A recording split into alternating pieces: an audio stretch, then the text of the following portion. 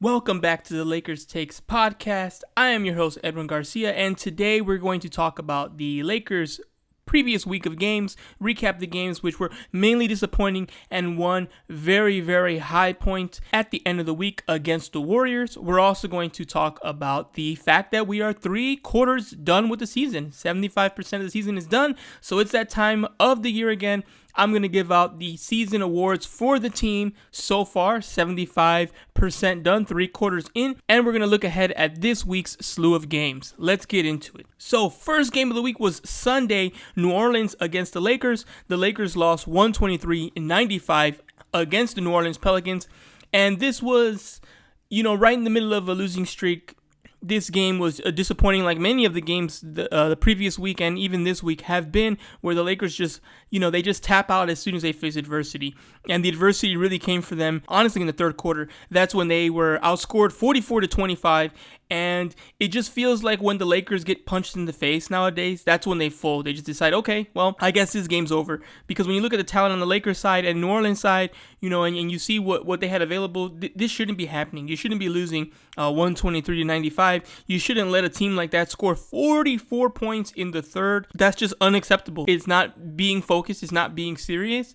It's not rotating and doing the little things defensively that help you win games. And that's exactly why the Lakers lost. In terms of the box score, LeBron was fine, 32 points, 13 of 23. Russ was okay, 16 points, 5 for 15 shooting, though that was really poor. And, you got an okay performance from Carmelo, 13 points, 4 for 9 shooting, 1 for 5 from 3, but he's coming back from his injury, and he's still, kind of touch and go in terms of his consistency from the three-point line. And then after that, you didn't get much of anything. You got, Wayne Ellington gave you 9 points. DeAndre Jordan barely gave you anything, gave you 2. THT is giving you 5 on 25 minutes. There really wasn't much positive to come from this game from the performance standpoint of any of the other players besides LeBron. And even for LeBron, it was just a solid game for him. It wasn't a spectacular game, but, that's no surprise given how the season's gone. It's just been very frustrating, very disappointing, and just a bummer to lose to these teams that you feel like, even with all the issues and the lineup situations and the Russ fit and how that's not worked, you still think the talent overall should be able to beat a team like the New Orleans Pelicans, and it's not true. It's just not happening, and they're letting big quarters like that third quarter where you give up 44 points kind of decide the game and let a team like that kind of take it from you.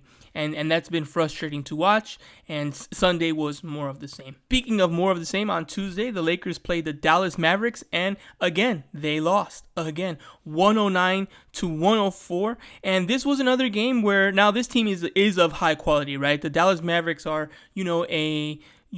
top 4 or so team in the West. We'll see where things play out, but they're in that top 6, and their spot can probably go even as high as 3, depending on how things shake out. So this is a game against a team that is a much higher caliber than New Orleans Pelicans, but the results were still the same. Weren't able to really, stay in the game. Weren't able to stay consistent.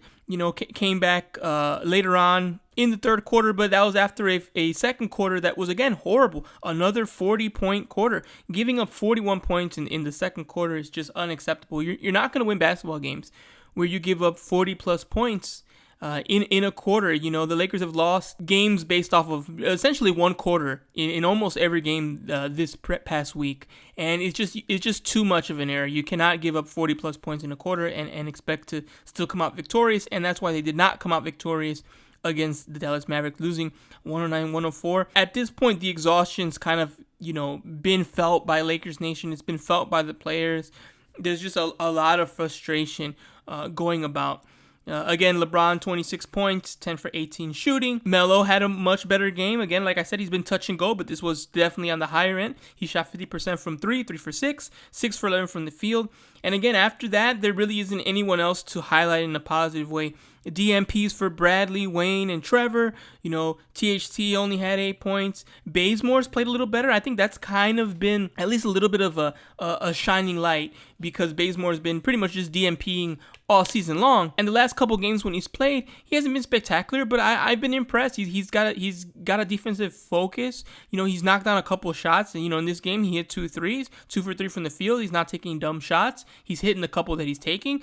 I've been, I wouldn't say impressed with Kent Bazemore, but I've been like, okay, maybe he's worthy of, giving another look at the rotation. It seems like he's been out of the rotation since, maybe November or so, and now he's getting some look, and he's not embarrassing himself. He's playing respectable out there. Wayne Ellington's another guy that I personally would like to see play more, but we haven't really seen him. I feel like he can give you a bucket, maybe not a defensive marvel, but he can at least knock down some shots here and there. And I've really wanted to see more Wayne than what we've gotten, and I'm almost starting to feel that way about Kent Bazemore, where I'm thinking, hey, why not? Give him a look. Give him a try, give him some run, see if he can give you something, a shift or two where he can perform, respectably. Rough shooting night for Russ against the Mavericks, 5 for 17, 0 for 4 from 3, which, he's not a good three-point shooter, so, you kind of expect that. But, again, 12 points, just not good enough. Monk was a bit better, 17 points, 3 for 6 from 3, but 5 from 14 from the field. And you're just getting a lot of heavy minutes from those players. Monk had 39 minutes played. LeBron and Russ had 38 each. Melo is giving you 31 off the bench. That's already a bad sign. Melo's been a great off-the-bench player. He's just been fantastic. But asking him to play 31 minutes, after the hamstring injury he just suffered, giving him that kind of responsibility because you feel like maybe no one else can contribute is a problem.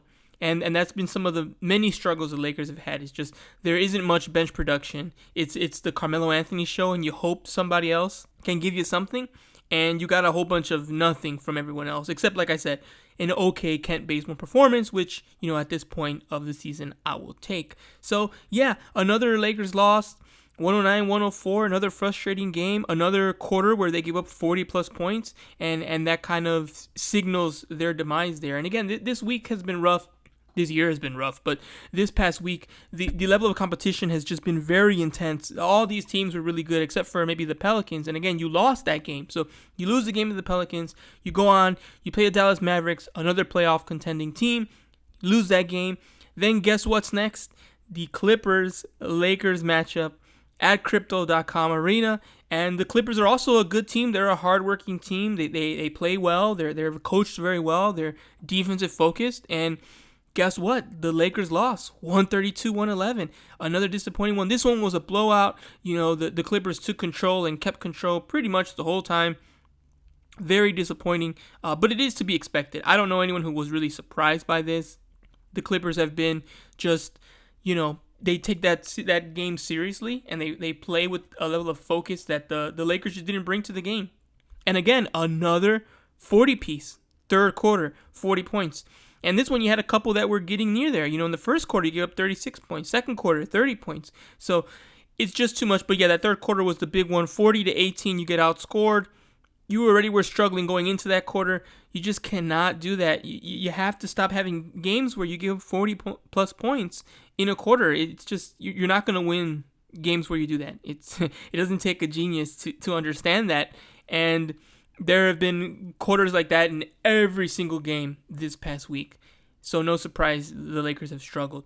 Again, another game, LeBron was, good for the average player, but pedestrian for himself. 26 points, 8 rebounds, 4 assists. Russ was, touch and go, 17 points, 8 rebounds. There really wasn't much here. Melo gave you the most production off the bench, but 13 points. He didn't rock the world, but he was respectable. Kent Bazemore gave you another, 20 minutes, 6 points, 2 for 4 from 3. I'm liking the 3-point shooting from Kent Bazemore, like I've said. And then Wayne Ellington appearance. He contributed well, 12 minutes, 12 points, 2 for 2 from 3. Perfect from the field. Like I said, I want to see, give me more Wayne. I want more Wayne Ellington in my life, and I'm not getting enough. To be honest there. I'm enjoying, seeing him play, and I think he has something he can contribute. Him and Bazemore might need a second look here. And, speaking of a DJ, not DeAndre Jordan, he was traded prior to this game. Excuse me, he wasn't traded, he was waived prior to this game, and the Lakers have acquired DJ Augustin, which, some people were also talking about that move, getting rid of one DJ for another. Why would you get rid of a big when you are picking up a guard? Don't you already have a lot of guards who can't guard? And what is this move about? I think this was definitely a addition by subtraction move. You added a player who might play for a player that can't play. And it may not be the kind of trade people want to make. Not that it was a trade, but you know what I mean, like an adjustment of the roster. But I think it was a positive one. DeAndre's washed. He can't do it anymore. The days of him scoring and stretching the floor are done. His verticality is not there. So give DJ a chance. You haven't gotten any kind of production from Kendrick Nunn because of his bone bruise all season. You need a backup point guard. Give DJ a chance. And if he doesn't work, hey, you got rid of a player who got many DMPs for a player who, you at least hoped could maybe be something. And if not, hey, he'll replace DJ as a player who gets DMPs and doesn't play. In this game, he did play 22 minutes, only 3 points, 6 assists. Again, it's his first game as a Laker.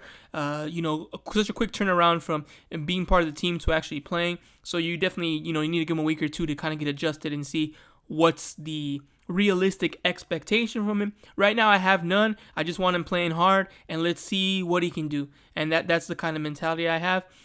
Whether it works or doesn't work, I thought it was the right move to make. You got to get off some of this dead weight on this team. If you're not going to play DJ, if you're not going to play Ariza or he's not effective, or whoever those players are, if you can move them, if you can clear them up to bring in someone who can maybe contribute, you got to do it. This team at the time of this game, after the Clippers game, they were 27-35. There's no need to hold people on the roster who are just dead weight. You got to try to do something, anything, to try to improve and turn around what's left of the season. The Lakers are still in the play-in. The Lakers are still going to have an opportunity to make the playoffs. The season's not over. People keep, especially, on Twitter and, the internet's the internet. People can overreact, but there's been so much talk of, it's over, pack it up, give up. That's not the mentality of a professional organization, especially one that's still in playoff contention. You got to do your best. You got to try to improve. You got to try to work hard and make whatever progress you can make. And that's why I like this move. It's a good move because it shows trying to at least work in the margins and optimize this, optimize that.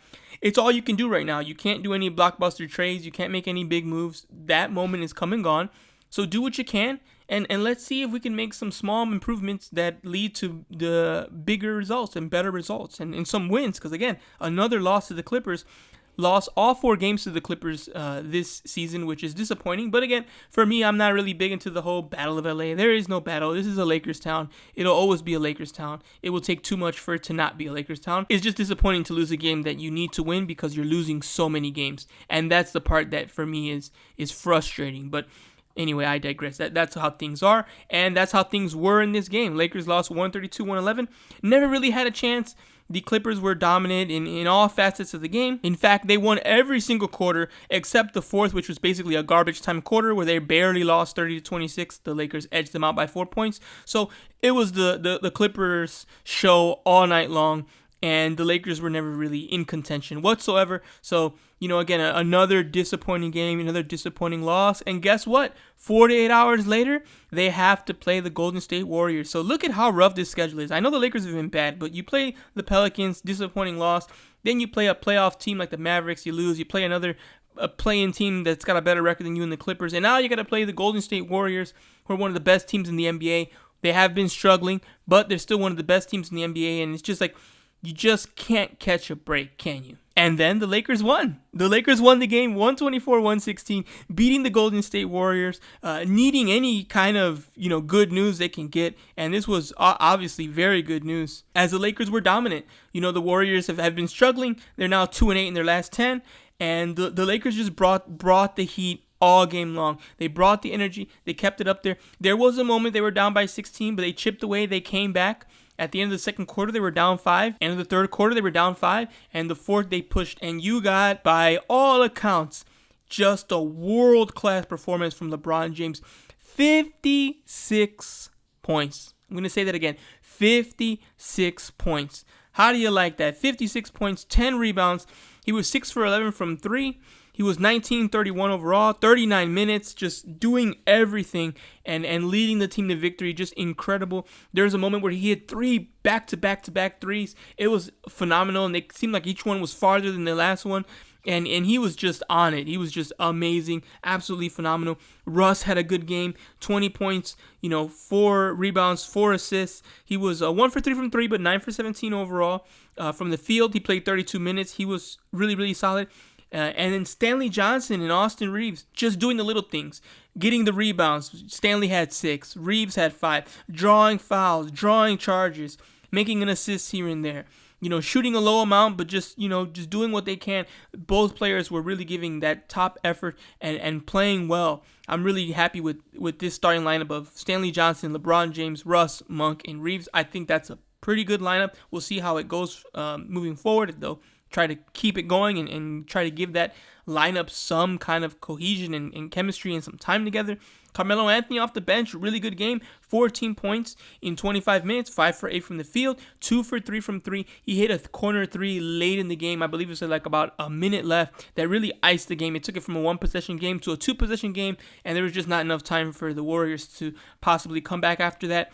And those are the big plays you want to see.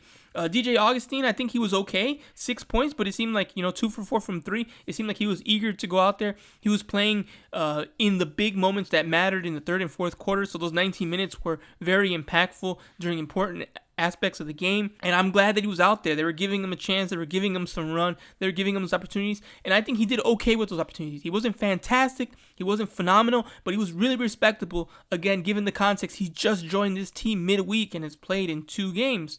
I think, and this was the second game, so really just 1 game. So I think he was really good. I was very encouraged by that. Hopefully, as time goes on, he'll get more and more comfortable, and he'll continue to improve. This was an improvement from his first game, and this was a big game. Lakers need every win they can get at this point. They are desperate for every win, and it was so good to see them win this game against this team that's a top team, that's a front-running team, that has a very, egotistical fan base, to be able to just stick it to them and say, hey, you know what? All our messes this year, you don't want to mess with LeBron and us when we're engaged. We can definitely take you. And all the Lakers Warriors games have been good.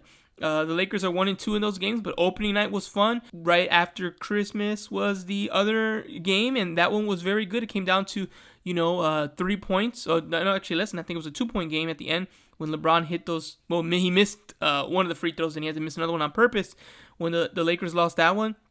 That came down to the wire. This one also did. It was a back and forth fourth quarter. Lots of haymakers. It was extremely entertaining. If you were a neutral fan, this was a game that you probably had an awesome time watching. Again, even in this game, that second quarter was not good. 42 points the Lakers gave up. But again, what I'm proud of with this team is they did not fold after that. They fought back. They played hard.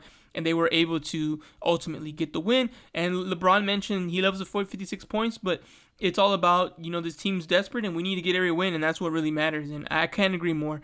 The team really needs every victory they can get, and this one was so important just because of that. They need to get every win they can, and they got one. They finally got in the win column, and really looking forward to this week's set of games because it seems like it's going to be much more relaxed than these intense games against playoff caliber teams and NBA title contenders. So it was a rough week of games, and this week seems like it's going to be a little bit nicer and hopefully a little bit kinder, and hopefully that means the Lakers get a few more wins than they've gotten. But before we talk about the upcoming games this week, we need to talk about the fact that we're 75% done with the NBA season. Can you believe it?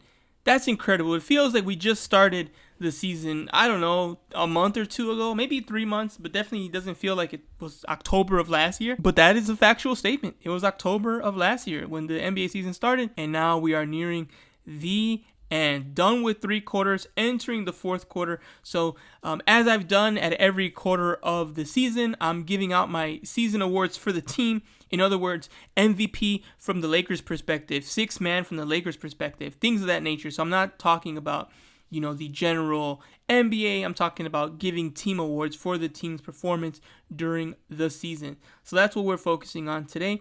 And I'm excited to give out the awards. I've done this for every quarter because I've heard so many people say before, oh, it's too early to talk about MVP, or it's too early to look at the standings, or whatever, And I always thought, okay, well, if people say it's too early, when is it not too early? When can we start to have conversations on teams' overall performance and how they're doing? And when I thought about it, I thought, well, I think it's fair, just literally using math, saying, okay, let's cut it up into 4 quarters, and at every quarter we'll just take a look. And you can say it's too early, but I can say, hey, 25% done, halfway done, 75% done, and obviously at the end, ultimately all done. So I've liked that strategy. It's worked for me well. I think it's interesting looking at the season from that kind of perspective and seeing how things kind of change and adapt.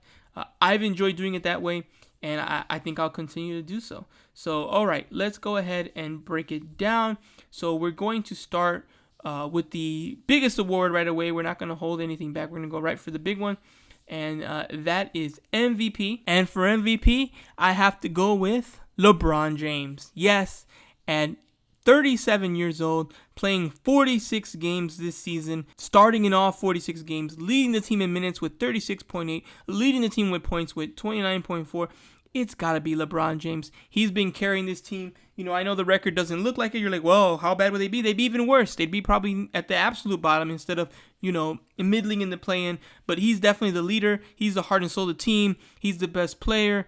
And his absence is the most significant. Only person close to that is Anthony Davis, of course. So I'm still giving LeBron James the MVP. And look what he did, that 56-point performance. That's why some Lakers fans still have hope for some kind of positive, because they're like, look, it's LeBron. He's just so good. He can do things that no one else can do. Who else can drop 56 on that team? Honestly, there's a couple players who maybe have that potential, but it's really hard to get that kind of production when everyone's aware you're getting hot and they're trying to stop you and get you out of it. And you just can't do that with LeBron. If he gets in the zone, he gets in the zone.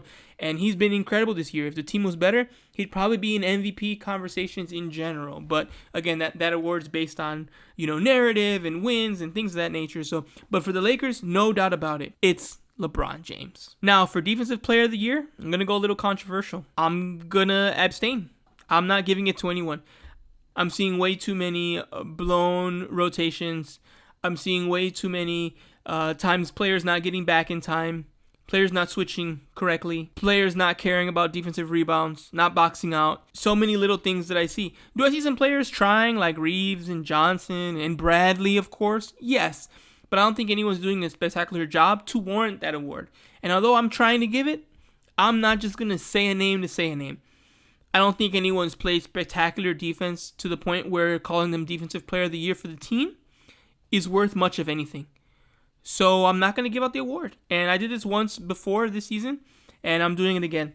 So it's a bummer, but you just heard me talk about all the games and how many times 40 pieces every game, losing this many games, giving up that many points is just unacceptable. And there isn't a player worthy of DPOTY on the Lakers, so I'm not giving it out. So we're not getting a Defensive Player of the Year for now. We'll see if someone can earn it at the end of the year. All right, let's get a little bit more positive. Let's go with Most Improved Player of the Year. So Most Improved Player of the Year, for me, I got to go with the God of Dunk, Malik Monk. He's been a joy. He's been amazing. He's having an incredible year, averaging 12.7 points.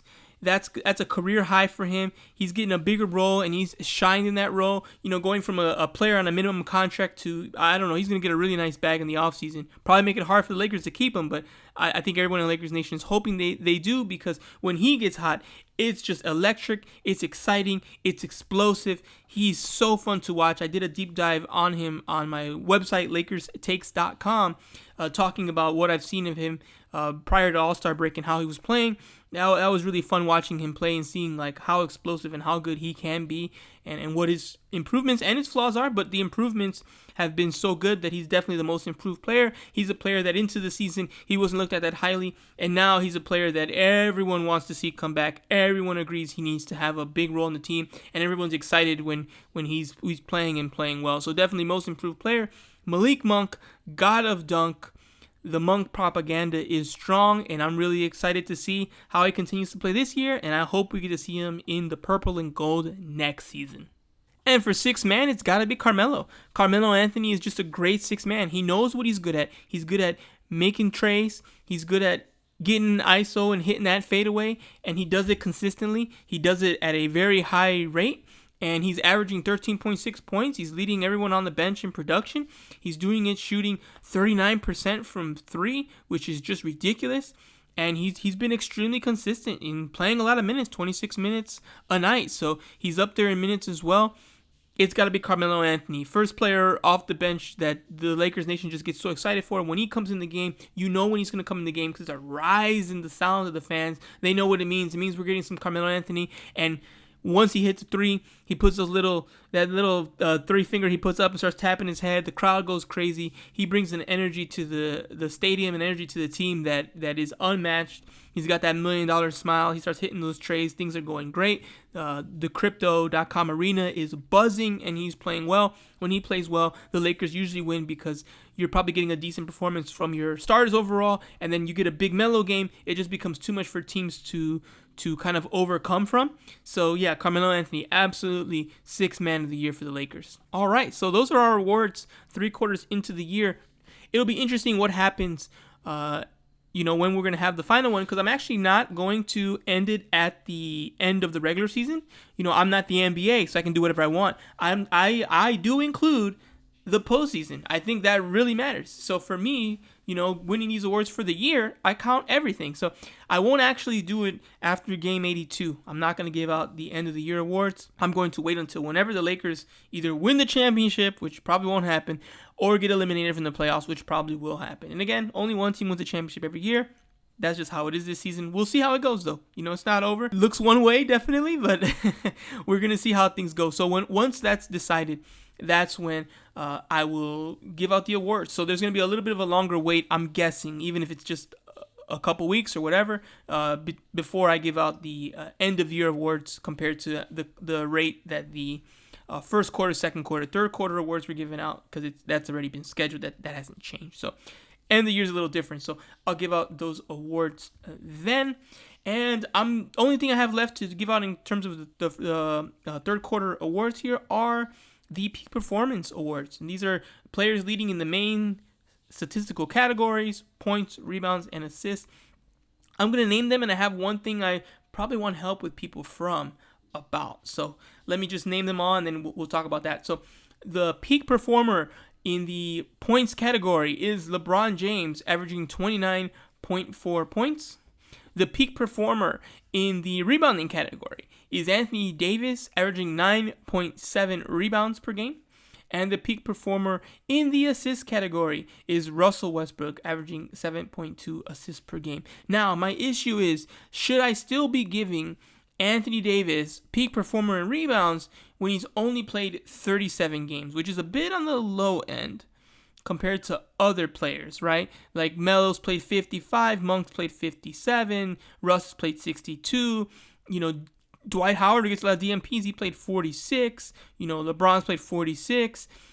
Should AD still be considered, or is it because, hey, he's missed so many games, it's a low number, he's going to keep the top spot because the averaging isn't going to go down because you're not playing?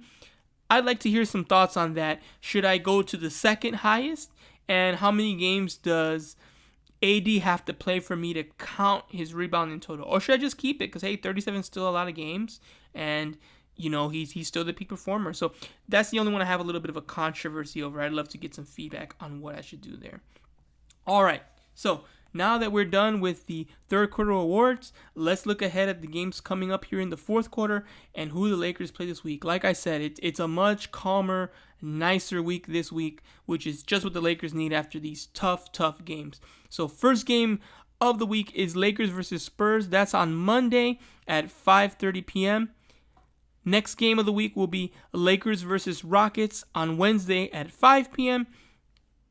And then the final game for the week is Lakers versus Wizards at 7:30 p.m. So, like I said, those games seem winnable. You can beat the Spurs, Rockets, and Wizards. You should be able to win all three, at least two of the three.